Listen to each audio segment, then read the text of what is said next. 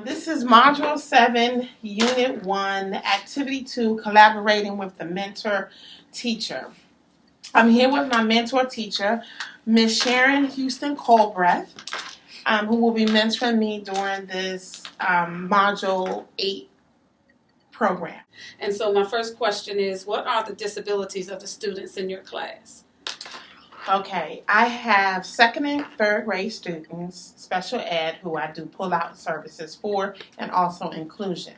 So for my pull-out services, all 14 of my kids get pull-out services at different times. So on Monday, Wednesdays, and Fridays, I pull second grade. Tuesdays and Thursdays, I pull third grade. I have 7 students that have specific learning disability. I have 1 student who is DD, and I'll come back to that. And then I have 2 students that's speech language impaired, and 4 students that's other health impaired, OHI, and then 1 that's ED. So if I was to come into the classroom to observe, would I see a combination of grades, or will I just see just one specific grade? So I have 3 students who receive 10 hours of specialized instruction, which means I pull them every day, Monday through Friday, for 2 hours a day. So on those, you will see a mixture because 2 of them are second graders and 1 of them is a third grader. So when the days that I have the third graders on Tuesdays and Thursdays, I also have these 2 second graders. And then on Monday, Wednesdays, and Fridays, when I have the second graders, I have the 1 third grader in there with the second graders. So you'll see a combination of second and third in the classroom every day. Okay.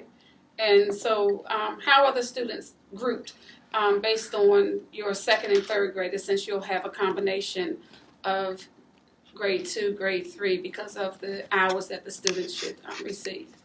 So I group my kids based on an assessment that was given to them in the beginning of the year based on their recognition, identification of the sight words, and then a math and a reading assessment that was given to them. So I have 4 different groups in my classroom. So I have a group that is like a beginner reading group, and then I have 2 groups that are a B-level reading group, and then I have 1 group that is an E-level reading group. So I base them on their reading levels, and that's how I group them. So I know at our school we actually administer to all the children dibbles, and some of the children, I'm not sure about second grade, but the students are administered the iReady for math. So do you use those scores in addition to the scores that the assessments that you've administered to the students to determine how your students will be grouped? Yes, so I didn't use those in the beginning because I did not know about I didn't know we didn't have access to the iReady and the dibbles. So once you had received access to those programs, I then pulled my students' reading and math levels, and then I also use that to help determine what to do with them. So when they go to their centers have buckets with their names on it, and that's where they pull their work out from the bucket. While grouping your students, how do you differentiate your lessons for the students? Okay, so I usually, whatever we're working on, whatever skill we're working on, I usually look for the skill in a grade level based upon the group. So when they go to their centers, they have, as I mentioned, they have the buckets with their names on it because each bucket has a different level of work in it. So they reach for the work from out of the bucket that they can do whatever skill level they're based on, since I'm dealing with different grade level and skill level in my class. So each station has a bucket with their name, because as I mentioned, I have 4 groups. I have one E-level group, so their work is going to be a little different from the beginner reading and the B-level reading. So how does this work in terms of your routine, your different groups that you have that you assign the students to? How does that work? Well, usually when we do the rotation, I, of course, first have to put everything up on the smart board so they can see what they're doing. I explain all of each assignment to them, and then I do sample assignments in each bucket so they'll know how to do the assignment just in case they forget a piece of direction when they actually get to the group. Now, it works well because they like doing centers and they like kind of doing independent stuff on their own, as long as it's manageable and they can do it. If it's something too hard, then it kind of causes a disruption in the class. So I always try to make it where they can do the assignment so the class can kind of flow.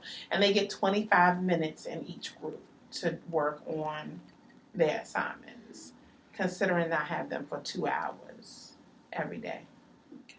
Okay. And then what lessons will be taught this upcoming week?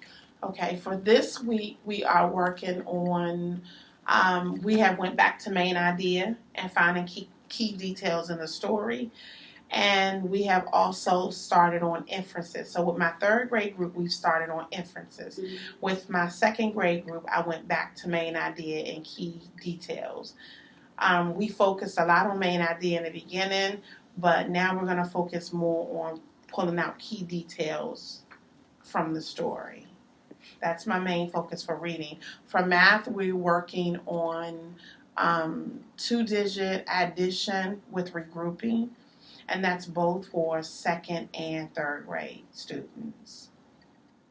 And what kind of incentives do you give the students for positive behavior? Okay, the incentives is I use the school-wide PBIS chart that's in the room where they move their clip based on the behavior. Everybody starts at the green, ready to learn, and then just move the clips as the day go. And then also I have a couple of students who are on individual behavior plans. I use those. And they already know that if they land on purple or blue at the end of the class, that they automatically get a treat. So those are the incentives that I use for the class. So I guess I just wanted to know, like, when I need resources, where do I go to get the resources from? Because I know a lot of my kids don't have the same, like, books and things that the kids in their class use. Okay, so in terms of the resources, you can first start with your classroom teacher. Okay. Start with the classroom teacher first to see what resources the classroom teacher has. Secondly, we have you have a book room on your floor that you can actually go into to see if there are extra materials that you might need that will benefit you in the classroom, which would include teacher editions, student books. There might be some reading material there for the students to read during independent reading time. You can ask me, and then in asking me, I then go to the assistant principal of literacy, and then sometimes communicate with the principal as well as in regards to the materials that we need.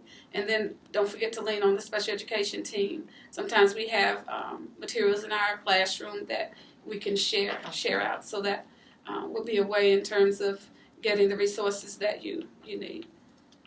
Okay, so as far as grading my students, and then how would I do that? Because I guess we follow a different grading routine with the IEP report cards than the ones that the general ed teacher does.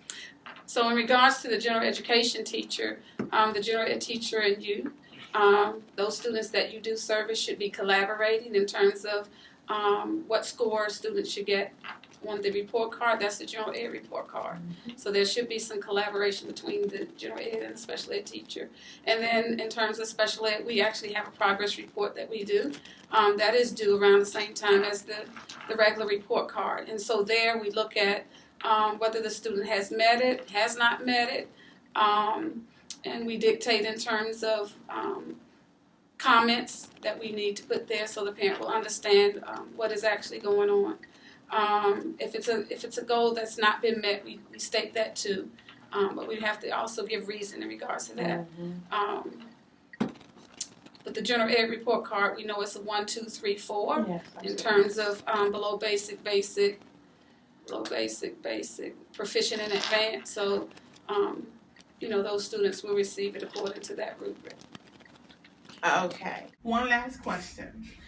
How, I guess, trying to handle maintaining the paperwork that we as special ed teachers have to do with the IEPs, the meetings, and all of that, and then also teaching the kids. How do you maintain that? That's a very big question. Yes. I saved the big one for last. The best thing that you can do, I guess, is what I do is, just making sure that you plan, but have a schedule. You want to make sure that you have a schedule, set up your schedule day to day in terms of what you will are expected to do. So if you're having to teach your students, you want to make sure that is part of your schedule. But then in addition, where do you have some free time to do some of the paperwork that is required of you? That seems to be the best thing for me. What is most important and what's least important, and then work from that list to form your schedule for the day. Also making sure that you pay close attention to deadlines in terms of dates in which you have scheduled meetings, or you have, in addition to that, any extracurricular clubs or organizations that you're part of at the school. You want to make sure that they're tied into that. But it would be most important to what's least important, and making sure you pay close attention to your dates. And then make sure that if there's something that you really need some assistance with, that you lean on, again, the special education team. There are times when some of us on the team may have some extra time that we may be able to use to help support our colleague. So you want to make sure you do that as well. Oh, great. Okay. All right. This will end the interview for the mentor and the mentee. I thank you so much for your time. You know. All right.